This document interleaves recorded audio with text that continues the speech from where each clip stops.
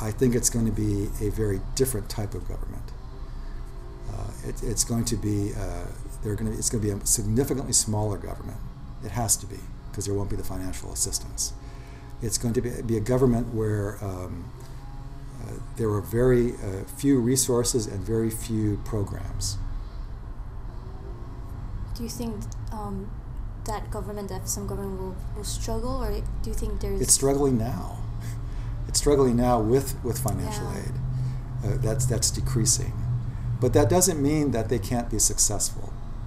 And, I'm old enough to remember when, and I'm not calling for the return of the trust territory, but during the American administration, which lasted from the late 40s until the early 80s, there were far fewer people running the entire Micronesia region.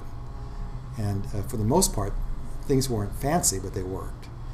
And if you look at the Northern Marianas, for example, which I know quite well, the Trust Territory government, which ran all of Micronesia, was in one group of buildings, 3 buildings on what is now known as Capitol Hill. Mm-hmm. And there was a small Marianas district government down in Susupe.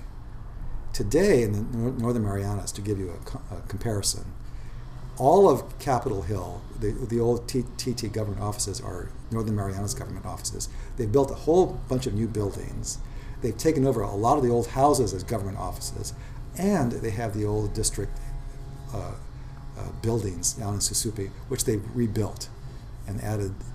And it's for a place of maybe 45,000, 50,000 people now, which was a government far bigger than what it took to run all of Micronesia, from the Marshall Islands to Palau to the Marianas in the 70s.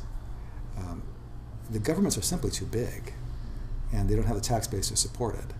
So you're going to see far fewer people working for the government. But in the long run, it's going to be to the benefit of the nations, because it'll be sustainable.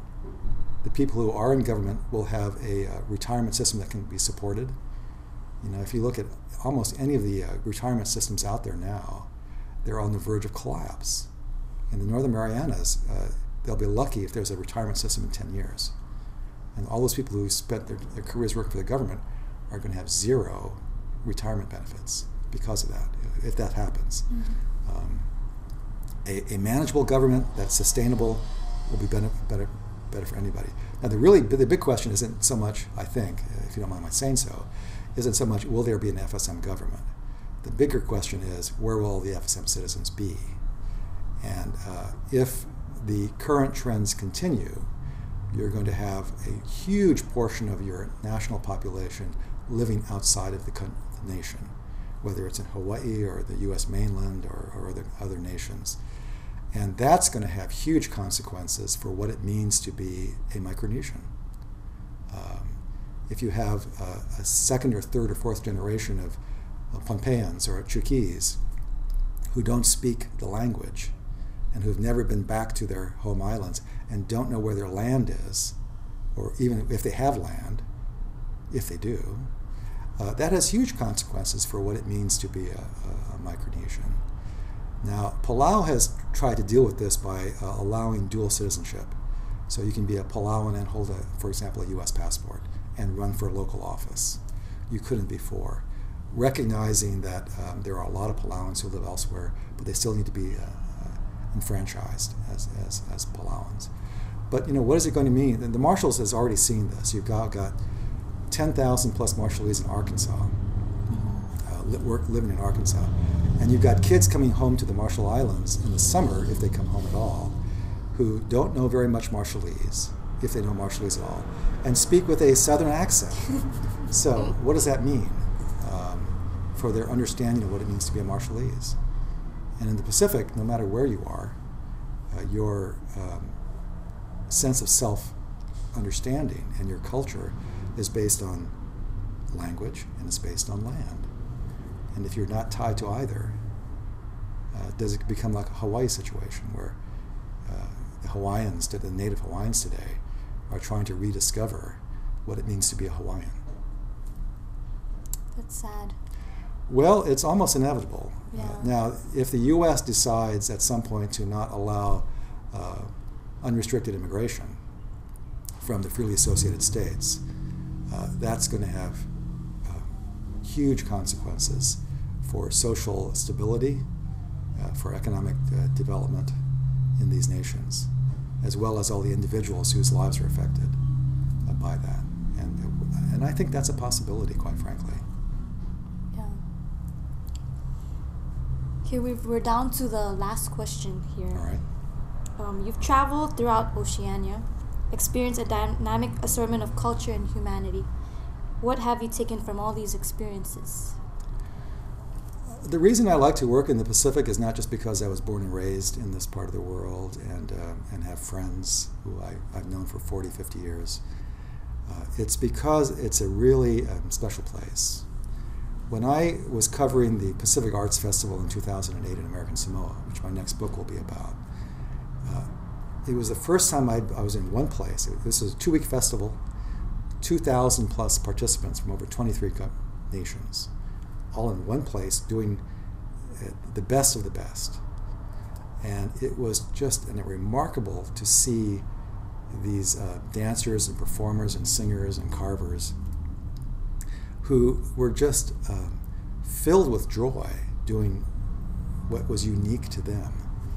And I think what's special about the Pacific is that it has, despite being very small populations, very diverse, difficult to get to, and difficult in some places to survive because of so few resources, natural as well as financial, that there are these cultures with deep wells of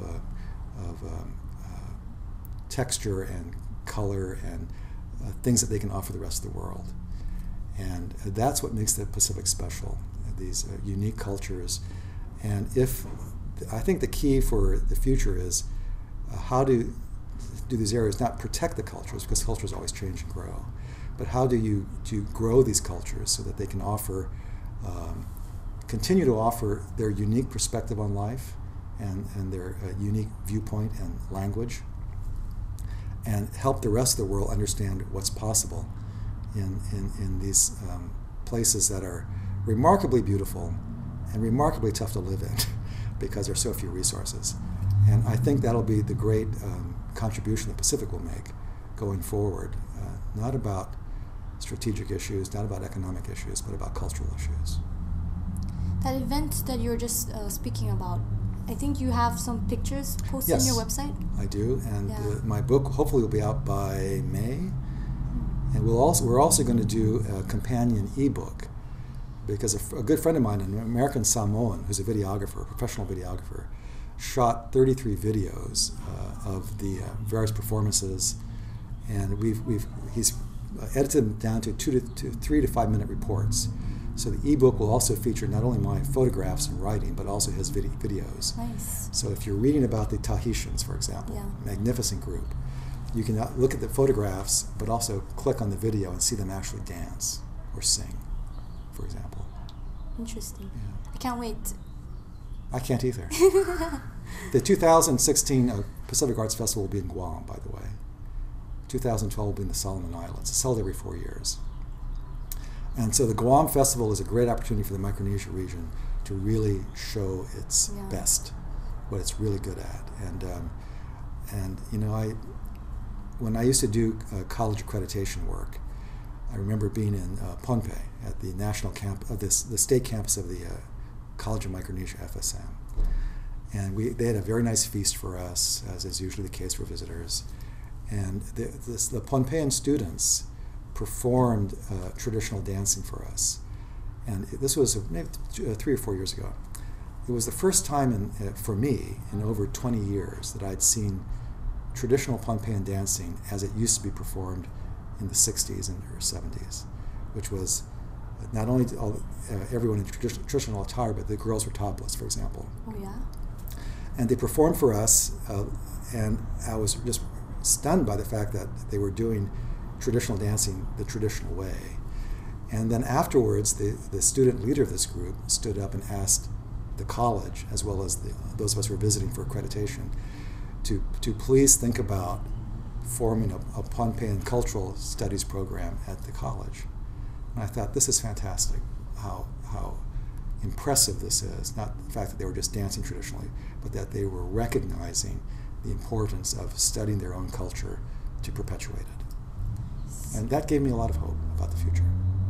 Nice. So everyone, we've come to conclude our interview with Mr. Floyd Takeuchi. Thank you so much for your time and for having us here. Well, thank you, Yuni. I appreciate it. Answering the questions from our viewers. I've enjoyed it, and I hope it was helpful. Really appreciate it. Thank you so much. And to all our viewers, please continue to watch our videos, subscribe to them, visit us on Facebook, on our website, the Fourth Branch, and keep an eye out on us and watch out for more upcoming videos. Goodbye.